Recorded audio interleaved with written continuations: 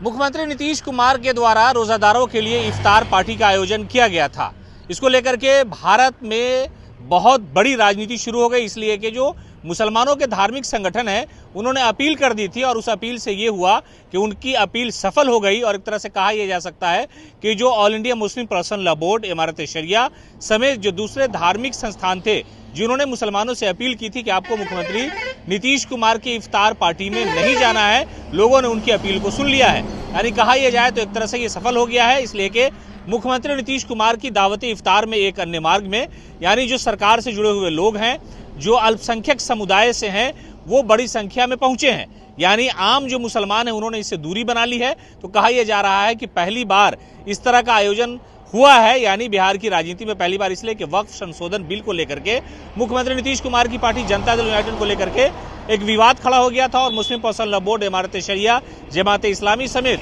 जो दूसरे संगठन है, खानकाह समेत कई धार्मिक गुरुओं ने यह कहा था कि मुख्यमंत्री नीतीश कुमार को और उनकी पार्टी को इस पूरे मामले पर अपना मामला स्पष्ट करना चाहिए, इसलिए कि सेकुलर ताकतों को मजबूत करना इस मुल्क की जिम्मेदारी रही है, संवैधानिक जिम्मेदारी रही है। लेकिन उसके बावजूद भी कोई पार्टी अगर हमारे मामले पर, हमारे इशू पर खड़ी नहीं उतरती है तो हम उनके साथ खड़े नहीं होंगे। लेकिन ये कहा जा रहा है कि जो अल्पसंख्यक सेल से जुड़े हुए लोग, या सुन्नी वक्फ बोर्ड के चेयरमैन हो, शिया वक्फ बोर्ड के चेयरमैन हो, या ये कि जनता दल यूनाइटेड अल्पसंख्यक सेल के लोग हैं, कहा यह जा रहा है कि खास तौर से जो मस्जिदों के इमाम है, यानी वक्फ बोर्ड से जुड़े हुए लोग हैं, आखिरकार आखिर वक्त में वक्फ बोर्ड का ही सहारा लेना पड़ा। जब मुसलमानों ने बाइकआउट का ऐलान किया, मुसलमानों ने इन सारे मामलों को लेकर के सुनवाई की और जो अपने धार्मिक गुरु थे, जो मौलाना थे, जिन्होंने अपील की थी, उन सारी अपील पर मुसलमानों ने लब्बैक कहा और यस कहते हुए एक तरह से कहा जा सकता है कि वो सफल हो गया और मुख्यमंत्री नीतीश कुमार की इफ्तार पार्टी से जो आम मुसलमान थे उन्होंने दूरी बना ली है। हालांकि इफ्तार पार्टी का कोई मुसलमान विरोध नहीं कर रहा है, कई पार्टियां इफ्तार पार्टी कराती हैं, कई